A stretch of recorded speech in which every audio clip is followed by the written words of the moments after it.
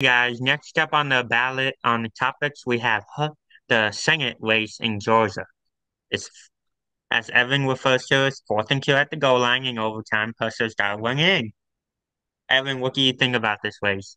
Yeah, Herschel was he's one of the best college football players of all time, but can he be one of the best electable senators of all time? If we looked at the general election, the answer is no. He lost by a point, but in Georgia, we have this beautiful thing called a runoff. So he will get take two, he will get overtime. And here's how I really see it playing out. So we're going to break it down on both sides, pass to victory, and then we'll share who we think is going to win. So Raphael Warnock, obviously in the polls, has done very well. In one of the most recent polls, he had a 4 point lead, which would be ginormous if that stayed. In the most recent one, though, he had a 2 point lead. So it's narrowing. The polls usually have a Democrat lean, which will help Raphael Warnock out a little bit. But I think it's going to be neck and neck again. It's going to be neck and neck. Here's Warnock's favor, and it's not actually based on because Warnock's a nice guy. Me and Jake talked about this. He's a nice guy. He's a reverend. He's very religious. Even though we may argue some stuff, some positions on that, but he's very religious and he's a nice guy. So you got to respect that. Here's the thing with Warnock though. He can't run on his record because Georgia's a swing state, and Warnock is his most of his ideas. If you look, he's one of the most liberal senators in the United States Senate. So his record more fits with Massachusetts than it does Georgia, in my opinion. But he's a nice guy. But here's what he has going in his favor is the Trump Walker factor, and more specifically the celebrity factor, because Walker, whether he likes to admit it or not, is associated with Trump. He is going to be associated with Trump because he was a Trump handpicked candidate, and he's going to be associated with the celebrity. And I feel like in 2016, with electing Trump, it worked that way. But nowadays, people are tired. They don't want to hear you be a celebrity. They want to know that our government's going to be safe because a lot of stuff's happened. We don't have to go into detail, but a lot of stuff has happened since 2016. And we want to feel confident that everything's going to be safe.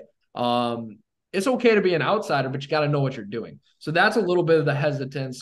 Raphael Warnock and Barack Obama, who's come and campaigned for Warnock, they've kind of portrayed Walker as this guy.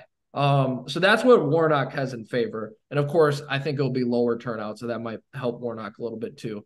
But here's what Walker has, because yes, I just told you that people are going to view Walker as crazy, but I think that's unfair. I think they're unfairly portraying him as crazy. I think he's more of like, and again, me and Jake were talking a little bit about this too. He's more of like a crazy uncle, like who tells funny stories.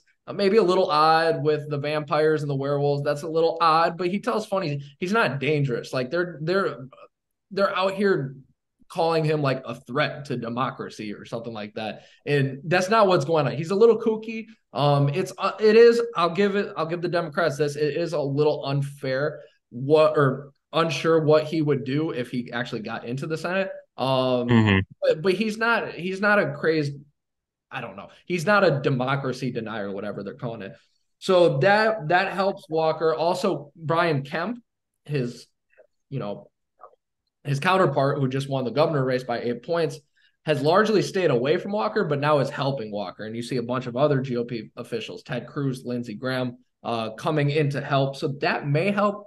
But in the end, just to give my prediction, I think it's really a toss up. I think it really is.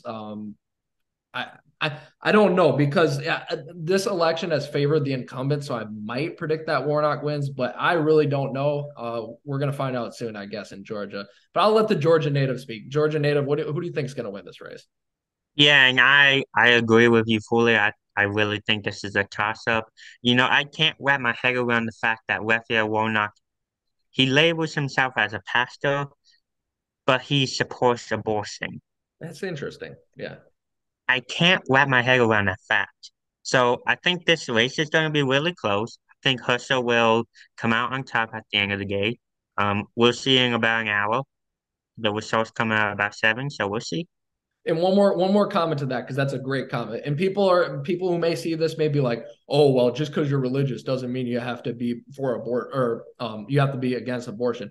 True, But it's also important to tell the side, which is that Raphael Warnock and a lot of those guys are a favor. This isn't about abortion. Like, if you want to have an abortion debate about like when 15 Hmm. weeks is too much, 6 weeks is too much. If you want to have that debate, we can have that debate. The thing is, and the thing sometimes these guys don't get questioned on is they want abortion all the way up till the beginning of the pregnant or until the baby's about to be birthed. And that I wonder why nobody asked that, because that's an interesting point Jake brings up. Yes, can you be religious and be in favor of abortion? Sure, of course you can. But why are you in favor of it all the way up till the beginning of birth? I think that's a fair question to ask, whatever side of the spectrum you're on. Well,